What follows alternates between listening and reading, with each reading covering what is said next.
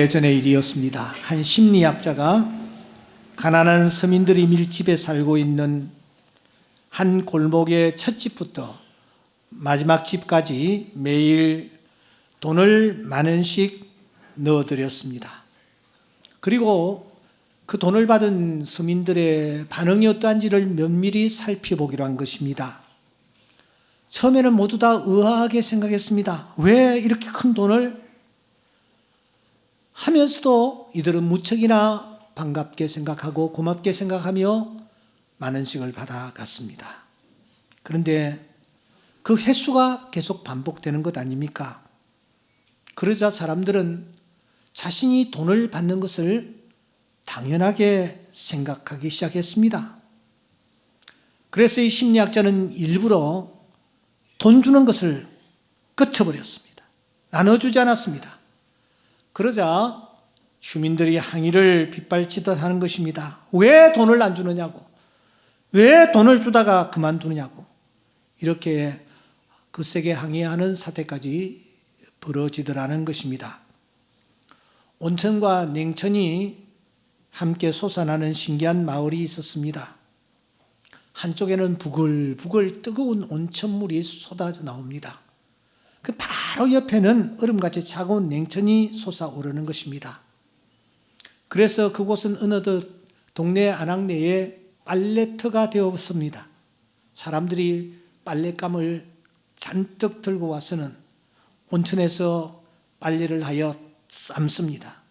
냉천에서는 헹구어서 집으로 가져가는 것입니다.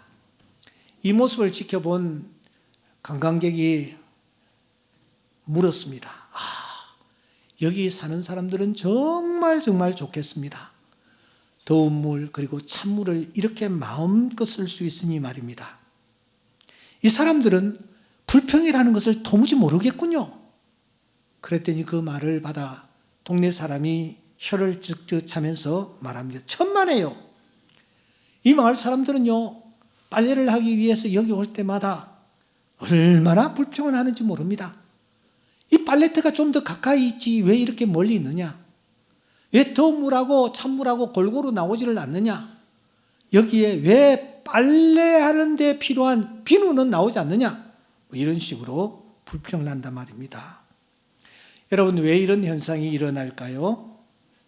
또 하나, 이 사람들만 이런 반응을 보일까요? 내가 그런 환경과 처지에 놓였다면 나는 도대체 어떤 반응을 보일까? 우리가 좀 진지하게 생각하면서 오늘 우리가 말씀 속으로 들어가야 되겠습니다. 추수감사절을 우리가 지키고 있습니다. 이 추수감사절은 하나님이 명하신 절기입니다. 출애굽기서 23장 16절에 보면은 맥추절을 지키라, 수장절을 지키라, 내가 수고하여 이룬 것을 연말에 밭에서부터 거두어 저장함이니라. 수장들이 바로 추수감사절입니다. 출애굽기서 34장 22절에 보시면 칠칠절 맥추의 철실절을 지키라, 새 말에는 수장절을 지키라. 출애굽기서 23장 17절에 보시면 남자들은 적어도 매년 3번씩은 주 여호와께 나와 보일지니라, 그렇게 말씀합니다. 왜 이 절기를 지키라고 하시는 것일까요? 왜 남자들은 적어도 1년에 3차례 정도는 하나님 앞에 나와 몸을 보이라고 말씀하시는 걸까요? 엊그제 금요 성취의 시간이었습니다. 우리는 이런 말씀을 나눈 바 있습니다. 광야의 길을 걸어가던 이스라엘들 백성들, 길쌈도 할 수 없고 더군다나 농사도 지을 수가 없습니다. 왜냐하면 계속 이동을 해야 됐었기 때문입니다. 식량을 구할 수 없는 이스라엘 백성들 앞에 어느 날 정말 희한한 일이 벌어지기 시작합니다. 아침에 일어나 보니 그들이 머물고 있는 그 사막에, 광야에 하얗게 눈 같은 것이 내리는 것 아닙니까? 놀라서 뛰쳐나가 보니 세상에 아주 이상한 음식 같은 것들이 그 광야에 쫙 펼쳐져 있는 것입니다. 먹어보니까 그 맛이 형언할 수 없는 맛이었습니다. 그래서 그들은 그 음식의 이름을 만나라고 이름 지었고, 그리고 그 음식의 맛이 무엇과 같았다고 표현하냐면은 꿀 섞은 가자와 같았다, 그렇게 말합니다. 여러분, 그 당시에 표현 가운데서 최고의 표현은 꿀이었습니다. 주님의 말씀이 내 입에 꿀송이와 같이 답니다. 가장 진귀하고 가장 맛있는, 가장 귀한 음식을 꿀에다가 비유한 것입니다. 그런데 이 만나를 어떻게 표현했느냐? 꿀 섞은 가자라고 표현했습니다. 그런데 여러분, 웬걸 이 일이 계속 일어나는 것입니다. 그제도, 어제도, 오늘도 계속 아침에 가면은 변함없이 그 장소에 그 만나가 쫙 펼쳐지는 것입니다. 매일같이 이런 일이 반복되자 이스라엘 백성들은 내리는 것, 내가 받아 먹는 것, 이걸 당연한 것으로 생각하기 시작합니다. 그래서 그들은 그 만나를 이렇게 표현하는 것입니다. 기름 섞은 가자다, 그렇게 표현합니다. 하늘과 땅 차이입니다. 천양지차지입니다. 그저 그냥 기름에 튀긴 과자 정도로 만나를 표현하는 것입니다. 세월이 흘렀습니다. 그들이 이제는 거의 가나안 땅 가까이 다가왔습니다. 민수기서 21장에 보면은 이들이 만나를 먹을 때에 만나를 어떻게 대하느냐 하면은 아주 하찮은 음식이라고 표현하고 있습니다. 박한 음식, 맛도 없는 음식, 그런 음식으로 이 만나를 표현하는 것입니다. 여러분, 제가 질문을 던집니다. 만나의 맛이 바뀌었을까요? 하나님이 내려주시는 그 만나의 맛이 바뀌었을까요? 아닙니다. 만나의 맛이 바뀐 것이 결코 아니었습니다. 처음 내려주신 만나의 맛 그대로였습니다. 그런데 점점 시간이 흘러가면서 자기가 그 만나를 받는 것, 먹는 것, 생존하는 것, 이것을 당연한 것으로 생각하니 만나의 맛이 바뀐 것으로 그들이 생각할 수 하는 것입니다. 이렇게 감사치 아니하고 당연한 것으로 생각하면은 그 다음 어떤 단계에 이르게 되느냐?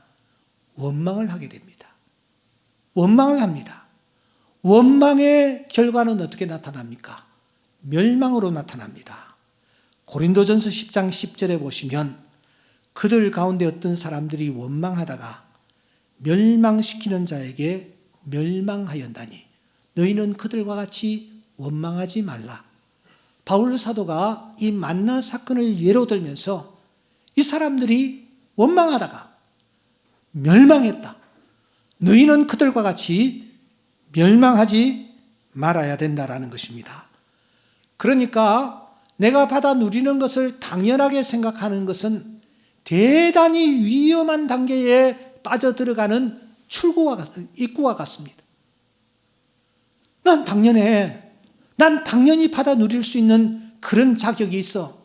이런 생각을 가지고 살아간다면 이것은 멸망으로 들어가는 문을 여는 행위와 다를 바가 없습니다. 하나님께서 왜 추수감사절을 지키라고 하셨을까요? 감사하지 않으면 결국은 당연하게 생각하고 당연하게 생각하면 원망하게 되고 원망하게 되면 멸망의 길에 들어서기 때문입니다. 은혜를 당연한 것으로 여기면 실패자가 되고 은혜를 빚으로 여기면 성공자가 된다라는 말이 있습니다. 내가 받은 바 은혜를 당연한 것으로 내가 생각하고 받으면 그 사람은 결국은 실패자가 됩니다. 그런데 하나님이 주신 이 은혜를 내가 무엇으로 보답할까 하는 마음으로 내가 보답해야 되는 빚으로 여기면 그 사람은 성공자가 되는 것입니다. 여러분들은 은혜를 당연한 것으로 받아들이고 계십니까? 아니면 은혜를 빚으로 생각하고 계십니까? 오늘 이 추수감사절, 이 뜻깊은 아침에 우리는 시편 118편을 열었습니다. 먼저 1절을 한번 읽어보겠습니다. 앞을 바라보시면서 시작. 여호와께 감사하라. 그는 선하시며 그의 인자하심이 영원하미로다. 이 118편은 29절까지 있습니다. 29절 마지막 절을 한번 읽어보겠습니다. 시작. 여호와께 감사하라. 그는 선하시며 그 인자하심이 영원하미로다. 1절과 마지막 절이 여러분 똑같은 것을 확인할 수 있습니다. 시편은 모두 150편으로 구성되어 있는데, 그래서 제가 참 궁금했습니다. 그래서 말씀을 준비하다 말고 1편부터 150편까지 계속 사사시 살폈습니다.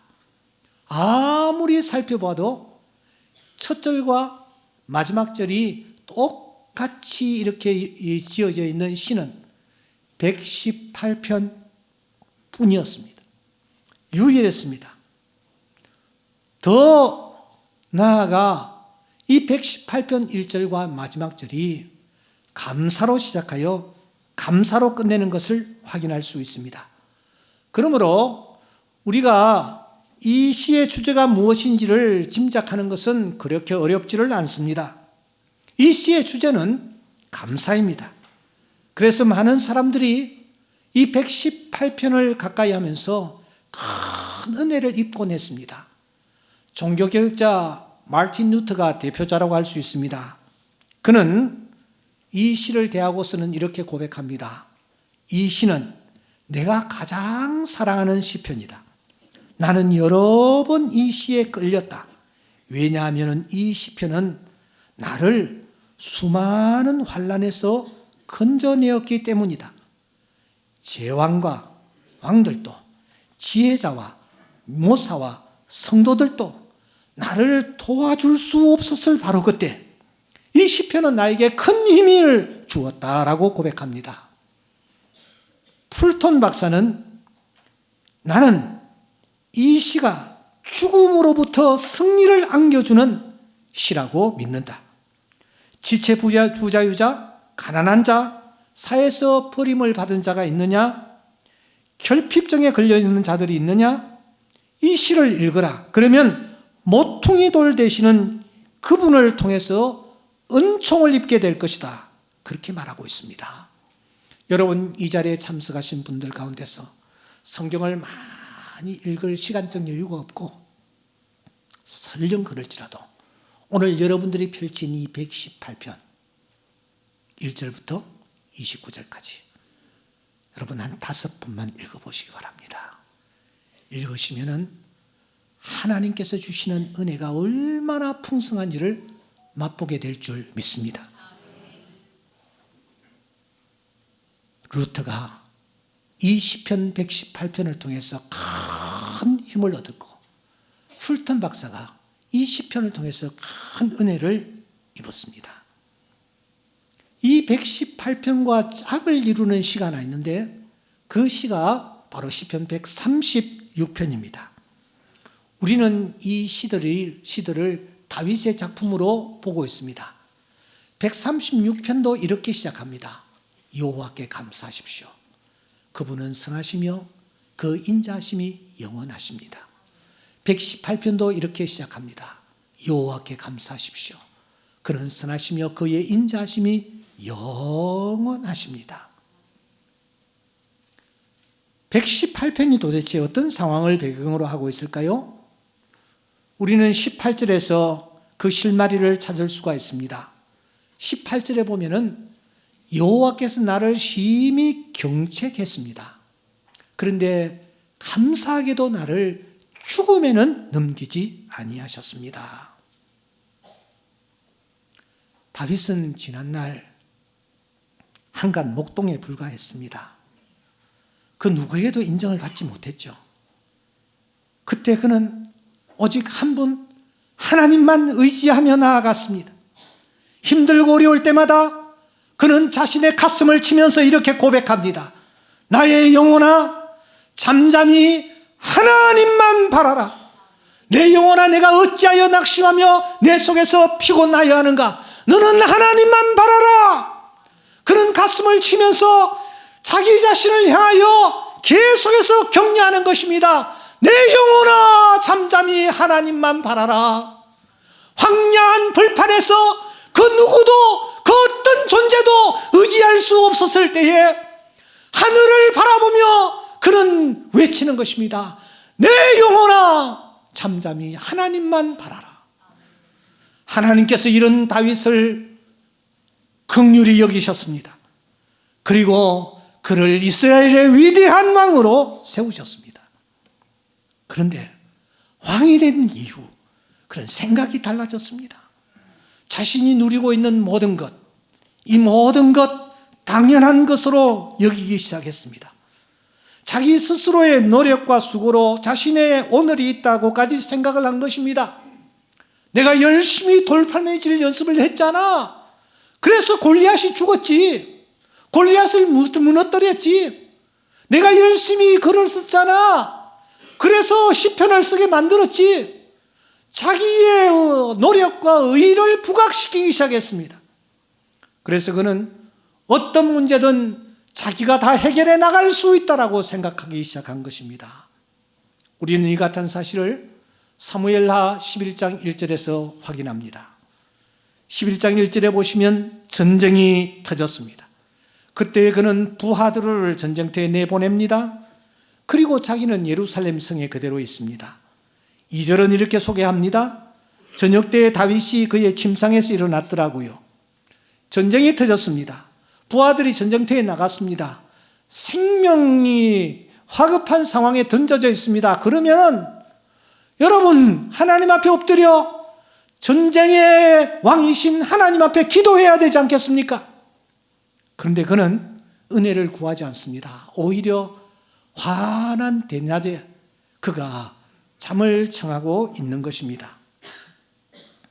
이런 다윗이 한순간 나락으로 떨어집니다. 그는 아들의 모반으로 왕의 자리를 빼앗긴 채 예루살렘 성을 빠져나와 자기를 따르는 몇몇 신하들과 함께 기드론 골짜기를 맨발로 통곡하면서 걸어야 하는 신세가 되어버렸습니다. 시므이라는 자는 이런 다윗을 뒤따라오면서 티끌을 날리면서 이 비루한 자여 가거라 가거라 하면서 티끌을 여러분 다윗을 향하여 던졌지 않습니까? 이러한 상황을, 그때 상황을 성경은 이렇게 기록합니다. 온 땅 사람이 큰 소리로 울며 모든 백성이 앞서 건너가매 왕도 기드론 시내를 건너가니 건너간 모든 백성이 광야길을 향하니라. 바로 이때 터져나온 고백이 바로 118편입니다.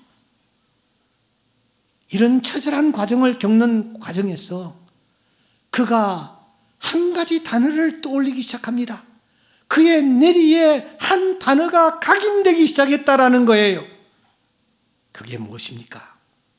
우리 다 같이 1절을 다시 한번 보십시다. 같이 읽겠습니다. 시작. 여호와께 감사하라. 2절입니다. 3절입니다. 4절입니다. 이제 여호와를 경외하는 자는 말하기를 그의 인자심이 영원하다 할지로다. 29절은 이렇게 마무리됩니다. 여호와께 감사하라. 그는 선하시며 그 인자심이 영원함이로다. 빠뜨리지 않고 계속해서 여러분 여기에 언급되는 중요한 단어가 하나 있으니 그 단어가 무엇입니까? 인자하심입니다. 인자하심. 헤세드. 헤세드라는 이 단어는 모압에서 믿었던 남편이 턱 쓰러지고 믿었던 두 아들이 눈앞에서 다 쓰러지고 가지고 있던 재산들이 다 날아가 버리고 젊음도 다 사라져버린 빈털터리가 된 나오미가 고향 땅 베들레헴으로 돌아오면서 그가 계속해서 읊조리는 단어, 그 단어가 바로 헤세드였습니다. 헤세드. 헤세드. 이 단어는 여러 가지 뜻이 있는데 사전을 제가 찾아보니 특별히 불쌍히 여겨주심, 기다려주심, 자비롭게 대해주심, 덮어주심이라는 뜻이 담겨 있더군요. 다윗은 깨달았습니다. 내가 오늘 여기까지 존재하게 된 것, 내가 잘나고 내가 똑똑해서가 결코 아니다. 내가 최선을 다하고 노력하고 애쓴 결과도 아니다. 오직 하나님의 인자하심, 하나님의 인자하심 때문이다. 그래서 그는 말끝마다 헤세드를 노래하는 것입니다. 시편 118편과 짝을 이루는 말씀이 시편 136편이라고 했습니다. 전체 26절로 구성된 이 136편은 처음부터 마지막까지 매 구절마다 인자심, 헤세드가 빠뜨림 없이 등장하는 것을 확인할 수 있습니다. 다윗이 이제 비로소 영적으로 철이 들고 있는 것입니다. 그러면 더 구체적으로 그가 헤세드를 언급하고 있는데 어떤 헤세드를 노래하고 있는가? 오늘 주일학교 찬양대에서 나중에 여기 와서 찬양을 하게 될 것입니다. 그래서 제가 시간을 많이 쓸 수 없어서 참 아쉽습니다. 간단히 정리하겠습니다. 그는 세 가지를 노래합니다. 세 가지 헤세드의 하나님을 노래합니다. 여러분들도 이 헤세드의 하나님을 노래하는 은혜가 있기를 소원합니다. 그 첫째는 나를 질병에서 건져주신 인자하심, 그 인자하심을 노래하고 있습니다. 5절을 주목하십시오. 내가 고통 중에 여호와께 부르짖었더니, 고통, 메짜르라는 이 단어는 병으로 인한 고통, 괴로움을 표현할 때 사용하는 단어입니다. 다윗이라고 여러분 일생 동안 건강했을까요? 천만의 말씀입니다. 시편 103편에 보면은 그가 사망의 음침한 골짜기 질병에서 던져져 있었던 것을 우리는 확인할 수가 있습니다. 파멸에서 나를 건져주신 하나님을 그는 그래서 노래하는 것입니다. 오늘 118편 5절에도 고통, 이 메짜르라는 단어, 이 단어를 김정준 박사는 고통, 질병의 고통이라고 이해를 하고 설명했습니다. 이 김정준 박사도 형언할 수 없는 질병에 던져질 때가 있었습니다. 그 고통 속에서 그는 118편을 읽으면서 이렇게 말합니다.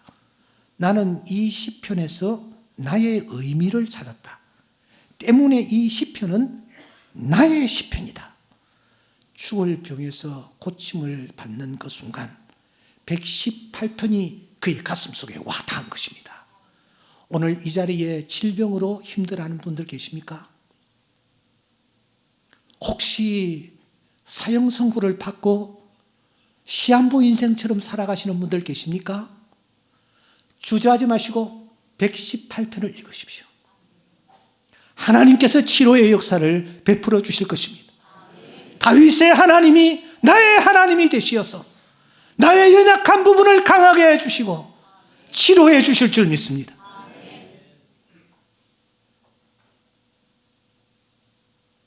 사랑하는 여러분, 다윗은 질병에서 나를 건져주신 하나님의 인자하심, 그 인자하심을 노래하는 것입니다.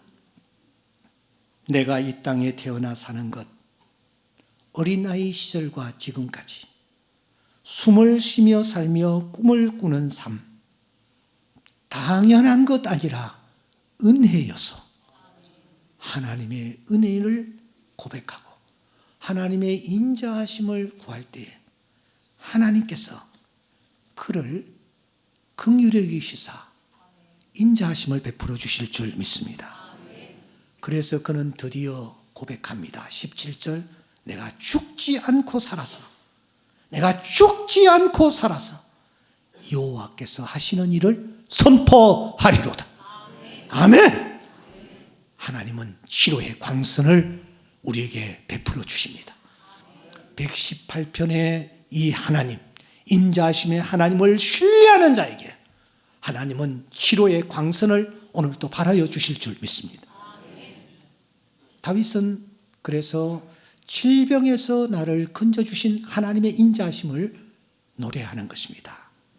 두 번째, 극한 환경 중에서의 인자하심입니다. 그는 자신이 처한 환경을 이렇게 묘사합니다. 열방이 나를 애워쌌습니다. 저희가 나를 애워싸고 애워쌌습니다.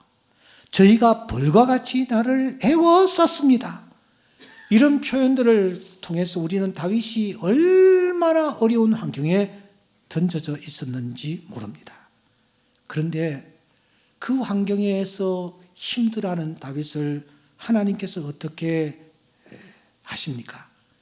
18편 21절에 보시면 주께서 내게 응답하시고 나의 구원이 되셨으니, 다 같이 시작, 내가 주께 감사하리라. 하나님이 기도를 들으시고 할렐루야 응답해 주셨다라는 것입니다. 바울은 말합니다. 우리가 사방으로 우겨쌈을 당하여도 쌓이지 아니하며 답답한 일을 당하여도 낙심하지 않게 될 것이다. 어떤 질병이 나를 둘러싼다 할지라도, 어떤 극한 환경이 나를 둘러싸고 있다 할지라도 우리는 두려워하지 않고 당당히 나아가게 되어질 줄 믿습니다. 마지막으로 다윗은 자신의 죄를 덮어주시는 하나님의 인자하심을 노래합니다. 118편 18절을 주목하십시오. 여호와께서 나를 심히 경책하셨어도 그 다음에는 뭐요? 죽음에는 넘기지 아니하셨습니다.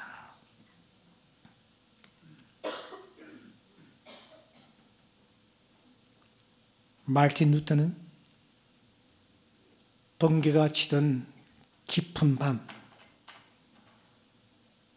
자기가 있는 곳이 완전히 초토화되는 듯한 느낌을 받던 그날, 자신의 죄와 허물이 떠올랐습니다. 그 순간 그는 머리를 감싸 안으며 이렇게 기록을 합니다. 주가 죄인 살피면 누가 능히 쓰리요? 오직 주만 모든 죄 용서하여 주시니 주님 앞에 떨면서 용서하심 빕니다. 자신의 연약함과 자신의 부족함이 떠올랐습니다. 엎드리지 않을 수 없었고 하나님을 향하여 손을 들지 않을 수가 없었습니다. 하나님이 죄를 살피시면 누가 하나님 앞에 설 수가 있겠습니까? 하나님이여 나를 긍휼히 여겨 주시옵소서. 인자하심을 베풀어 주시옵소서. 이렇게 기도했을 때에 하나님께서 그에게 은혜를 베푸십니다.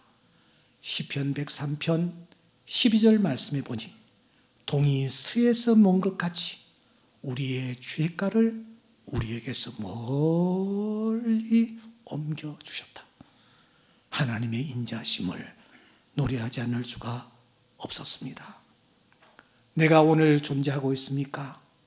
죄를 제대로 갚지 아니하시는 하나님의 인자하심, 기다려주시고 참아주시고 용납해주시고 덮어주시는 하나님의 인자하심 때문에 오늘 내가 존재하는 줄 믿습니다. 주가 죄인 살피면 누가 능히 설 수 있겠습니까? 주가 죄인을 살피면 누가 감히 하나님 앞에 설 수 있겠습니까? 하나님께서 덮어주시고 기다려주시고 용납해주시고 참아주시는 은혜가 있기에 오늘 우리가 이 자리에 서 있는 줄 믿습니다. 그래서 다윗은 질병에서 나를 건져주신 하나님, 역경에서 나를 붙잡아 주신 하나님, 특별히 죄악 중에 던져진 나에게 인자를 베푸신 하나님의 은혜를 그가 노래하며 그가 어떤 태도를 취하고 있습니까? 어떤 태도를 취하고 있습니까? 1절을 다시 한번 다 같이 묵상하기를 원합니다. 시작. 여호와께 감사. 이 감사로 시를 이어가고 있습니다. 19절입니다. 내게 의의 문을 열지어다. 내가 들어가서 여호와께 감사하리로다. 21절입니다. 주께서 내게 응답하시고 나의 구원이 되셨으니 내가 주께 감사하리로다.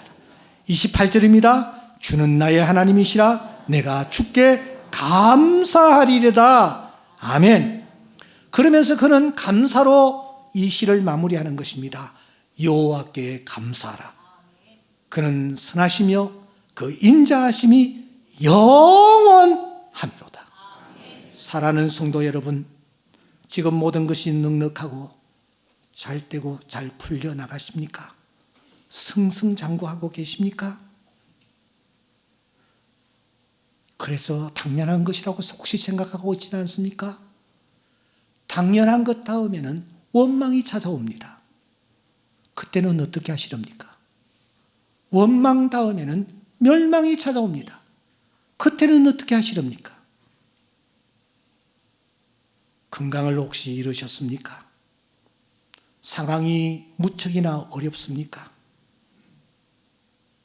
그야말로 하나님 앞에 부끄럽고 추악한 연약한 부분을 내가 안고 있습니까? 자신이 이런 신세가 될 줄 꿈에도 생각하지 못했습니까?